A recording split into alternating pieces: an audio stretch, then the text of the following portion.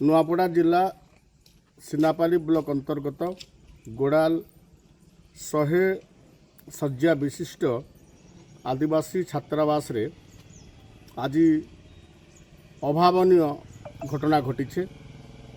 नवरंगपुर जिलार जड़े छात्र लालधर माझी अष्टम श्रेणी पढ़ुला। गतकाली ताकू ज्वर हो गला एवं ज्वर होला परे मास्टर हॉस्पिटल को नेले ट्रीटमेंट कराबार पाई एवं सांगे सांगे धरी आने हॉस्टेल छाड़ीदेले। राति रे पिलाटा मरी जाइए। आदिवासी छात्र छात्री मानकर पाई सरकार सुंदर व्यवस्था थिबा सत्वे प्रशासनिक अधिकारी मानकर अवहेला खामख्याली नीति एवं आदिवासी मानकर प्रति बेमातृक मनोभावना पाई आज आदिवासी छात्र छात्री मानकर ई प्रकार अव्यवस्था होचे, दुर्घटना घटुछे, क्षति हो जाउछे। हॉस्टेल मानकरे शिक्षा लाभ करबार परिवर्ते सेमाने मृत्यु शज्यारे सुई जाउछन। तेणुकरी मु निश्चित रूपे यही घटना स्वतंत्र भाव में जिला प्रशासन को दायी करबी, डीडब्ल्यूओ को दायी करबी, डब्ल्यूओ को दायी करबी, एडीओ को दायी करबी एवं जेन वार्डेन अच्छे वार्डेन को दायी करबी। आउ सर्वोपरि प्रधान शिक्षक जी अच्छन तांकर बिल्कुल अमानसिकता पाई आज जड़े आमर आदिवासी छात्र प्राणत्याग करिछे, मरी जाइछे।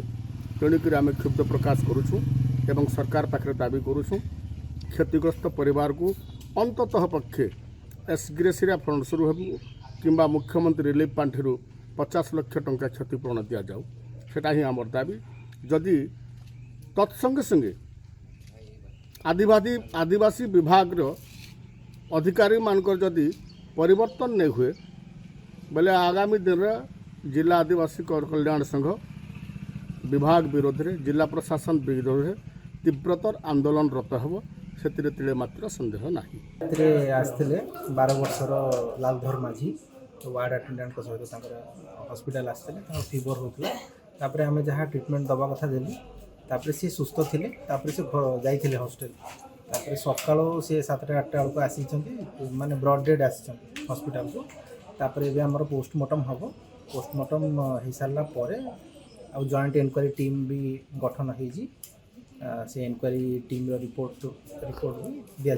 सर छुआटा डेथ कोठी करी सर हॉस्पिटल ना नहीं से हॉस्पिटल को आसिला बेलू तार डेथ हो सारा ताले प्रशासन दायी अच्छे ये हठात गोटे छुआ मरबनी ना से आगु कौन से प्रकार डिजीज थी पारे तर्जमा करवा कथा से माने इनक्वारी करवा कथा कि देह को जांच करवा कथा। गोटे दिन तो सांगे सांगे एक्सपायर्ड करिवो नाही जेहेतु से आगु बोधे किछि ना किछि होउथिला ताकू ठीक हिसाब रे ट्रीटमेंट है नहीं।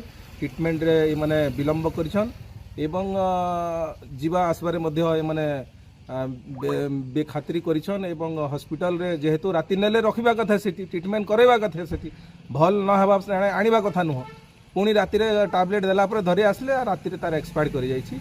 तो निश्चित भाव एटा दुखदायक कथा। एमतिया 14टा केस हलानी जिल्ला रे आमे बारंबार प्रशासन को कहूछु किंतु प्रशासन कुंभकर्ण निद्रा रे सोईछि। वर्तमान सुद्धा आमे जिला आदिवासी कल्याण संघ केबे सोईब नाही। आमे जागृत करूछु सब ऑफिसर मन को एवं तांकर क्षतिपूरण बाबत को आमे जिला आदिवासी कल्याण संघ तरफ राज्य सरकार को आमे दाबी रखिबु जे कम से कम सही परिवार को 50 लाख टंका क्षतिपूरण देवा पाई आम संघ तरफ दाबी रहबो एवं व्यवस्था को सुधार करबा पाई प्रशासन को आमे निवेदन करिबु। जय हिंद।